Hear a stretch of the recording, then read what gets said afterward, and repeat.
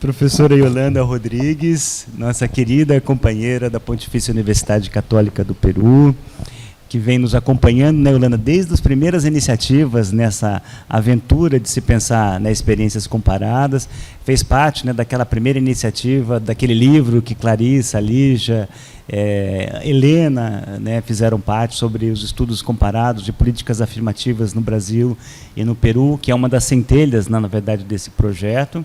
E hoje a professora, ela coordena o programa de maestria em comunicação, né, da Pontifícia Universidade Católica do Peru. Enfim, e tem um trabalho muito bonito, né, a Rosana já acompanhou isso, né, de entrevistar, enfim, os becários do programa de bolsas do Pronabec, enfim, e de fazer um trabalho muito bacana, né, inclusive, né, acompanhamento das famílias, etc. Bom, enfim, Yolanda. Gracias, André. Y bueno, gracias por resistir a la hora y al calor, que está difícil. Muchas gracias a todos los organizadores por esta invitación a compartir este estudio que buscaba, además de la investigación en sí misma sobre el programa de becas para educación superior en Perú, buscaba también de alguna manera incidir en el programa, ¿sí?, en la política, tener algo que decir a los implementadores de la política a partir de los resultados de la investigación.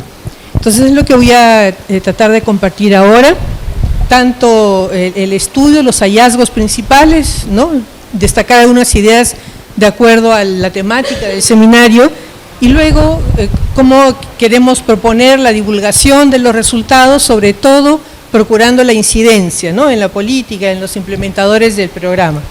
Bueno, hemos discutido bastante en estos días sobre la expansión de la educación superior, las formas desiguales, la generación de nuevas desigualdades, etcétera. Ya hemos hablado mucho de esto, no voy a insistir.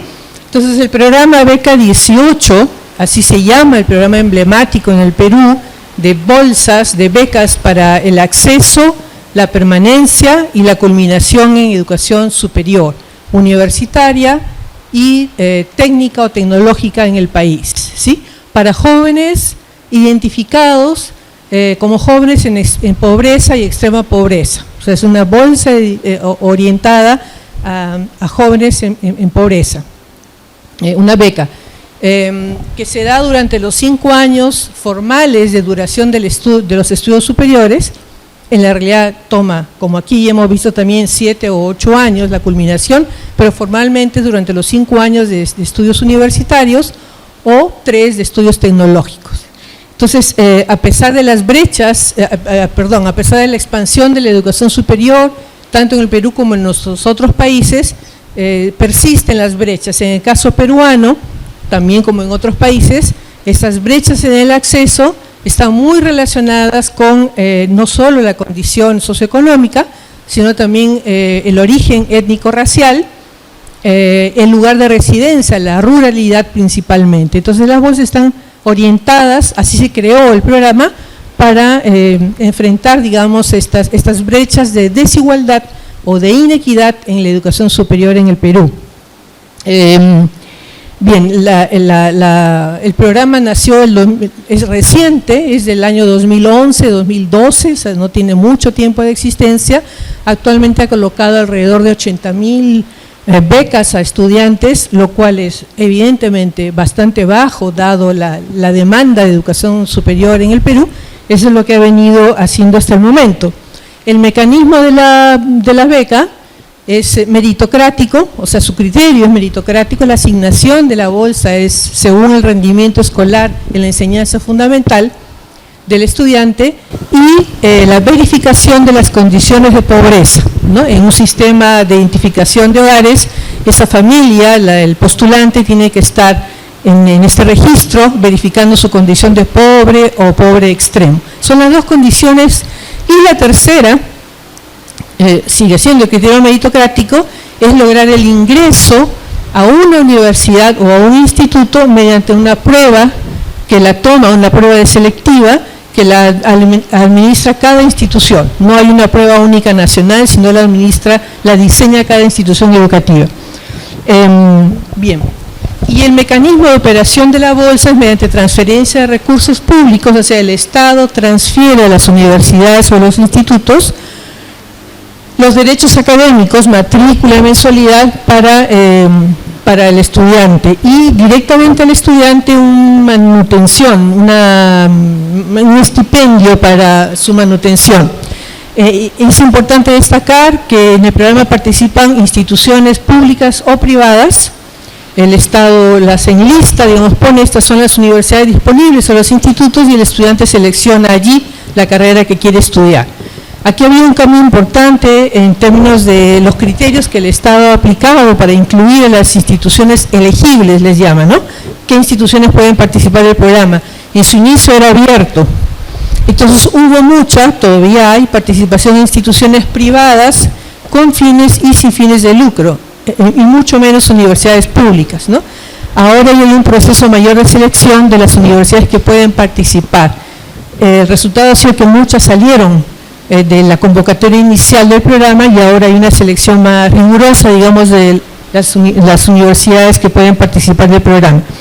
Y el otro elemento general del programa que quiero señalar es que las dos estrategias fundamentales del programa de bolsas, de becas, es la nivelación de los estudiantes, un semestre, un ciclo de nivelación, porque se asumía, ese era el presupuesto, que por ser estudiantes de sectores en pobreza extrema provenían de una educación básica de menor calidad, siendo que uno de los criterios para ser seleccionados candidatos a la bolsa era que fueran buenos estudiantes en secundaria, ¿no? Eran talentosos.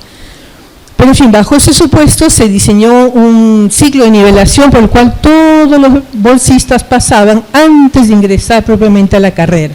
Luego se eliminó este examen de nivelación, la discusión es bien interesante sobre por qué se eliminó, y la otra estrategia importante fue la tutoría, y en eso sí quiero enfatizar porque resulta que es una estrategia fundamental que tiene que ver con la permanencia en la educación superior.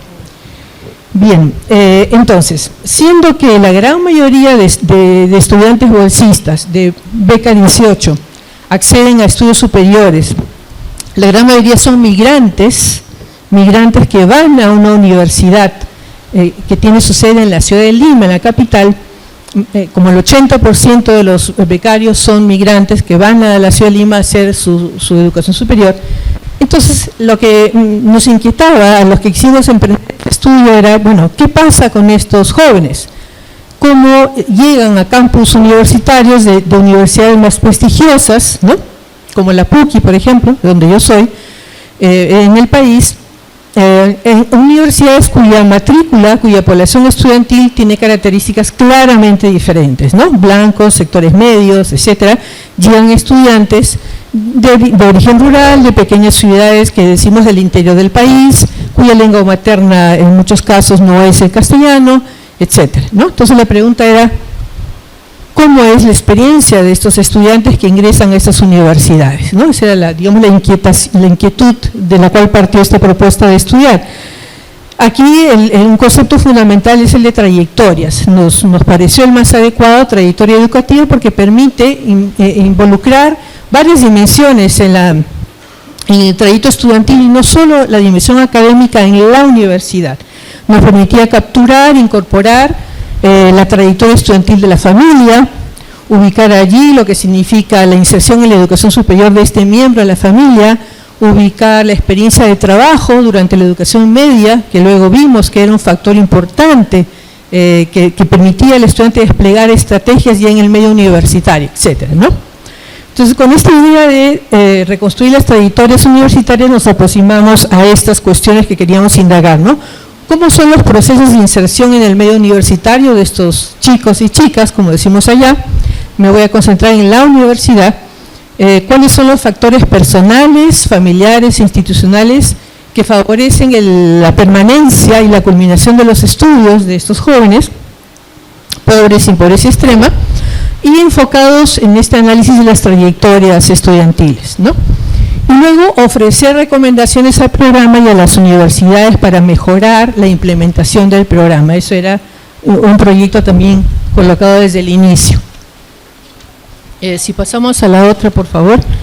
Entonces, ¿cómo hicimos el estudio? Aquí fue un estudio eminentemente cualitativo que nos permitió observar un grupo de individuos, una muestra cualitativa de estudiantes desde que ingresaron a la universidad hasta que oficialmente debieran concluir los estudios universitarios. O sea, durante 5 años fue observada, fueron entrevistados este grupo de estudiantes que llegaron a Lima como becarios a seguir una carrera universitaria en 3 universidades diferentes. Las 3 universidades son privadas sin fines de lucro, ¿no? O sea, tienen una misión declarada por ellas que nos hacía pensar, bueno, a partir de esa declaración misional, cómo responden a esa diversidad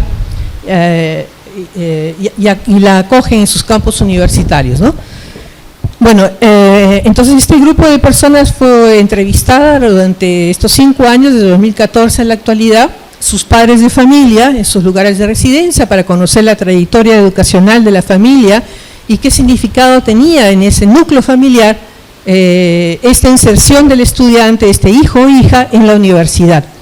En un segundo momento fueron entrevistados también los tutores, que son los agentes universitarios más cercanos a los bolsistas, a los becarios, son los que tienen que atender desde la dimensión, como lo definió el programa, psicopedagógica, pero también emocional, a los estudiantes que llegaban a estas universidades, ¿no?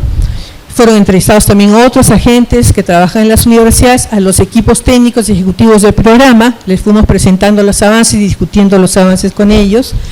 Y en el último año, en el tercer momento de observación, también hicimos una encuesta a la corte de estudiantes, fue una muestra, ¿no?, de 400 y tantos estudiantes a los que pertenece esa corte de estudiantes de la muestra cualitativa, ¿sí?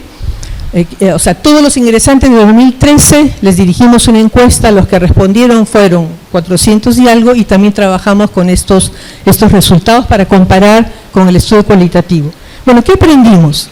¿Qué nos mostró el estudio?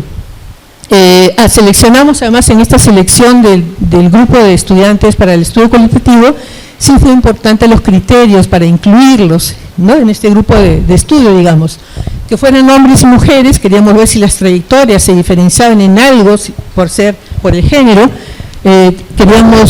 Buscamos que fueran efectivamente migrantes, que hubieran migrado por razones de estudios, y que en el momento de iniciar el estudio hubieran aprobado su primer año, ¿sí? Su primer año, que no hubieran reprobado cursos en primer año, como una proxy, digamos, para calcular que los viéramos de acá a 4 años en adelante, ¿no? Si se habían sorteado los desafíos del primer año, probablemente los encontraríamos en el 5º año, un intento de ver, y efectivamente ocurrió, los encontramos también a todos en el 5º año. Bueno, ¿qué aprendimos? La otra, por favor. Aprendimos, la siguiente, eso.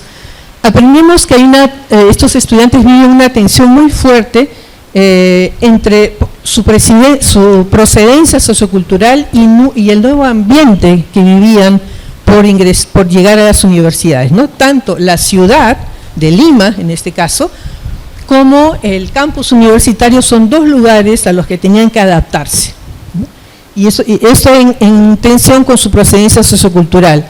La otra, bueno, eje de tensión es entre la subjetividad y las condiciones de los nuevos espacios citadinos y de la universidad también, como que está produce mucha tensión en la vida, en las trayectorias de los estudiantes. Las respuestas que ellos iban dando a los desafíos académicos y de socialización en el nuevo medio, fue otro eje que podíamos observar, y cómo respondían ellos y ellas a las demandas académicas de las universidades. Bien, lo que encontramos así muy rápidamente, y que se corrobora también con la encuesta a la Corte, es, o sea, los ingresantes del mismo año, 2013, quiere decir, estos estudiantes, disculpen que pasé esto, pero sí creo que es importante señalar, estaban estudiando distintas carreras en esas 3 universidades, biología, química, economía, geografía, si no se me está olvidando alguna, distintas carreras en 3 diferentes universidades. Entonces, el primer año, acá hay un elemento muy importante. Para cualquier estudiante universitario, el primer año es el más desafiante, ¿no? Donde tenemos la mayor pérdida, digamos, es en el primer año. Para ellos igual, y por doble razón, ¿no? Por esa condición de migración, por esta extrañeza, digamos, de un campus universitario cuya población es diferente a la que ellos traen, digamos, como nuevos miembros en las universidades, ¿no? Y entonces aquí hay una concentración muy fuerte en lograr responder a la demanda académica. Genera mucho estrés, genera problemas de salud mental, que también la encuesta lo corroboró, ¿no? Para poder responder esas nuevas demandas académicas y las demandas de adaptación que el medio nuevo, la ciudad, el vivir solos, administrar un recurso que es la bolsa, genera. Y la estrategia más importante en el caso de los estudiantes es la sobreexigencia, de ahí los problemas de salud mental, la sobreexigencia del individuo sobre sí mismo, el sobreesfuerzo de responder a las demandas de manera solitaria, aunque todos los padres de familia tienen estudios fundamentales de enseñanza básica completa, en ningún caso hay estudios en universitarios, en los padres. Entonces, los padres no son un apoyo en ese sentido porque no tienen la experiencia de lo que significa la universidad, más bien un gran desconocimiento, ¿no? Y la otra estrategia, la estrategia más importante para ellos responder al desafío es la agrupación, es la conformación de grupos de amigos entre los mismos bolsistas, entre los mismos becarios. ¿Cómo es observado esto por las universidades? Como un déficit de socialización, ¿sí? Lo que ve la universidad es que ahí hay un déficit de socialización, no sabe relacionarse con los demás, pero no está identificando que esta es una estrategia para llevar adelante, salir adelante con la tarea académica. ¿Por qué? Porque comparte con estudiantes becarios como él o como ella el tiempo que tiene el becario, los recursos que maneja el becario, el conocimiento de las redes en la ciudad que desconoce el becario, a diferencia del estudiante que es de la ciudad. O sea, no lo explica, ni intenta explicarlo, ni comprenderlo la universidad. Simplemente lo etiqueta como un problema de socialización y lo aborda de esa manera.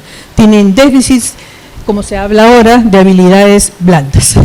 Entonces orientan muchos talleres de habilidades blandas porque suponen que ese es el problema, ¿no? Yo creo que ahí hay un desfase bien importante a recalcar para trabajar con los agentes universitarios. Otro elemento importante es que son personas que se insertan de manera muy activa en el medio universitario. O sea, no están esperando que alguien vaya y los socorra, digamos, para ver cómo desenvolverse, sino que están activamente aprovechando los recursos, bibliotecas, salas de lectura, actividades deportivas, actividades extracurriculares, voluntariado, actividades de extensión social o responsabilidad social universitaria. Los primeros allí en anotarse en esos grupos son los bolsistas, ¿no?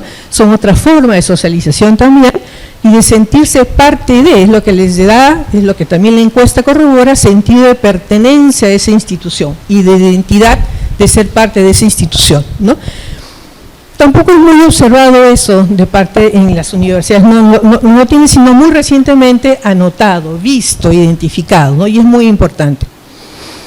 No tienen mayores dificultades para desenvolverse en las aulas, de hecho la buena relación es con los docentes, hay gente que pueden tener una relación horizontal, pueden dialogar con los profesores, sienten que tienen más en común con sus profesores, o sea, temas de interés, de lo que encuentran con sus otros pares, estudiantes que no son becarios, ¿no? Tienen dificultad de comunicarse con sus pares, que los sienten un poco frívolos, a comparación de la comunicación que pueden establecer desde sus propios intereses académicos con sus profesores. Ahí cuando encuentran un profesor que hace eco, tienen una muy buena sintonía y relación, ¿no?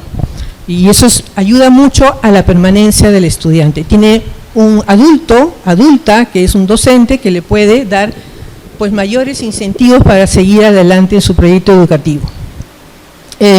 Otro elemento importante es que se insertan tempranamente, eso tiene que ver con lo anterior, en actividades que por lo general un estudiante regular no ve, sino hasta muy avanzada su trayectoria educativa. Por ejemplo, grupos de investigación.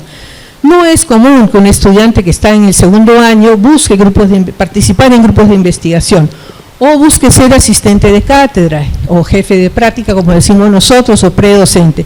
Y nosotros los encontramos ahí en el segundo y tercer año ya ejerciendo como asistente de cátedra, participando de manera voluntaria en grupos de investigación. O sea, enfatiza la idea de una búsqueda de inserción activa en la vida universitaria, ¿no? Yolanda, mais 5 minutos, acho que consegue. Vou tentar. Tienen entonces una alta motivación por el estudio, lo que llamamos una motivación intrínseca muy alta.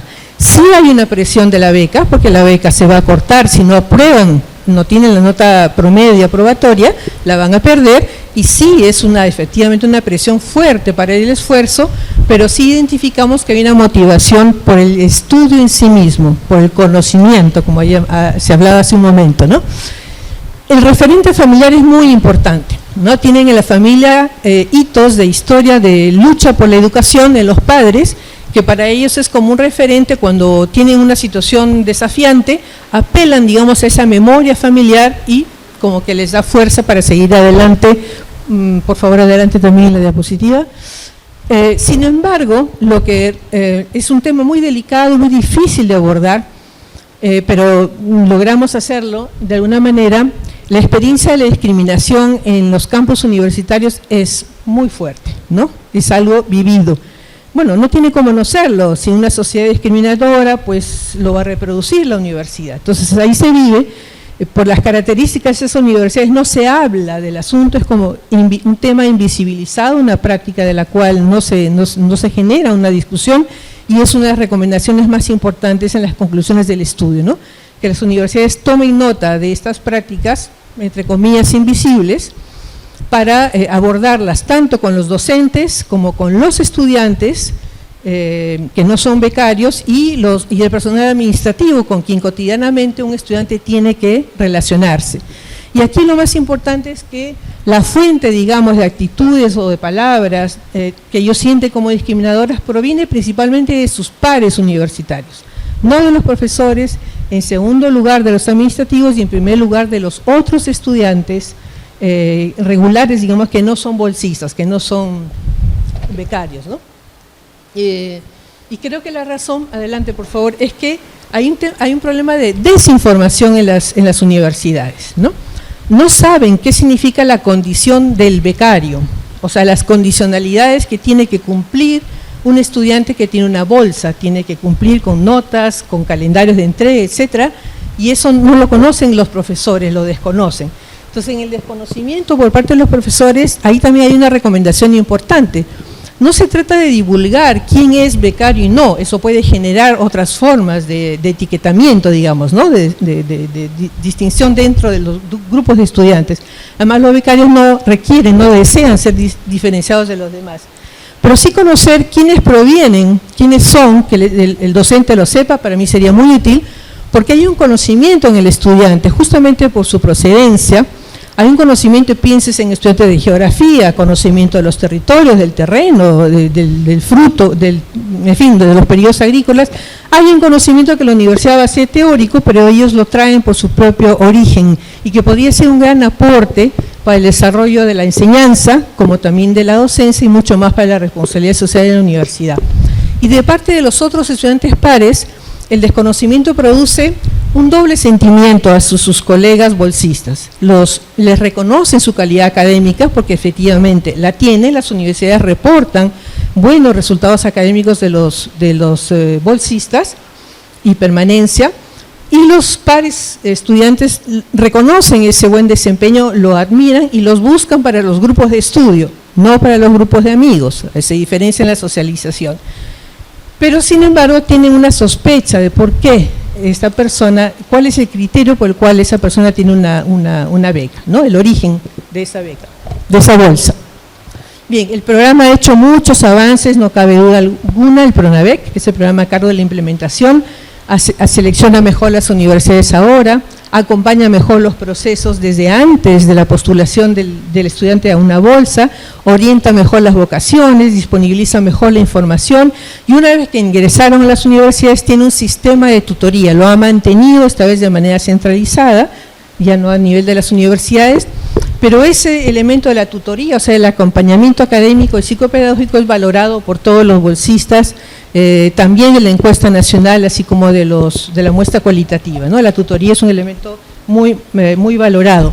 Entonces ha hecho muchas implementaciones y está incorporando algunos cambios que yo creo que deben ser más discutidos, son interesantes pero deben ser más discutidos. Por ejemplo, pensando en disminuir la pérdida, la salida, el abandono, dan incentivos para que también postulen a universidades nacionales, ¿no?, de las regiones de origen de los bolsistas. ¿Para qué? Para evitar la migración, ¿sí? Esto es más tomado por las mujeres que por los hombres. ¿Está bien? Sí, pero también puede generar luego unas nuevas formas de desigualdad, ¿no? Mujeres con credenciales educativas en universidades que tienen menor prestigio en el interior del país versus las que están más prestigiosas y que están en Lima, donde acuden más los hombres frente a las mujeres, ¿no? Bien, podemos pasar a la siguiente. Las universidades también… Y se dirige às conclusões. Sí. Ya podemos tomarlas como conclusiones. Las universidades también han implementado cambios y esto es interesante, cómo la política impacta en las instituciones que implementan estos programas, ¿no? Hacen modificaciones para adaptarse también a la política. En este caso, las universidades, algunas de ellas han implementado tutorías que no tenían, áreas de tutoría con personal capacitado para atender no solo a los bolsistas, sino a todo estudiante que requiera apoyo, ¿sí? Pero están mirando sobre todo a los bolsistas. Pero creo que lo más importante es lo que pasa con el estudiante, ¿no? Lo que pasa con el estudiante bolsista. Creo que es el principal factor, digamos, de la política, no solamente la política, el Estado de las universidades, sino también lo que hace esta persona que accede a una beca por el programa y que luego desarrolla una trayectoria educativa con estas estrategias que sí, muy gruesamente estoy dibujando ahora en esta presentación, ¿no? El horizonte educativo de la familia se amplió, los hermanos menores buscan seguir la misma trayectoria de los mayores, eso quiere decir motivar, en algunos casos la madre retoma estudios que abandonó, estudios de educación superior, por este hijo o hija que inició su trayectoria. Ya para terminar, solo invitarlos a que vean, hacia la última por favor, invitarlos a que vean como buscamos la incidencia, que el programa tuviera acceso y hiciera algo con esta información y pudiera mejorar. Siguiente. En lo posible las universidades también hicimos una serie de materiales de divulgación, ¿no? De divulgación, no queríamos solamente concluir en artículos y en presentaciones, en público relativamente cerrado, sino un objetivo de sensibilización, entonces materiales de divulgación de los resultados para que fueran leídos por otros estudiantes, por los docentes, por los administrativos. A la última, por favor, y ahí tienen los enlaces para… Quisiera que alguien quisiera entrar a verlos y comentar, si nos alcanzan algún comentario, pues lo tendrán. No hay recomendaciones a las universidades, recomendaciones al programa, una historieta, un cómic cuyo guión fue elaborado en talleres participativos con los estudiantes para destacar un poco los hitos en esas trayectorias educativas, y eso es. Gracias.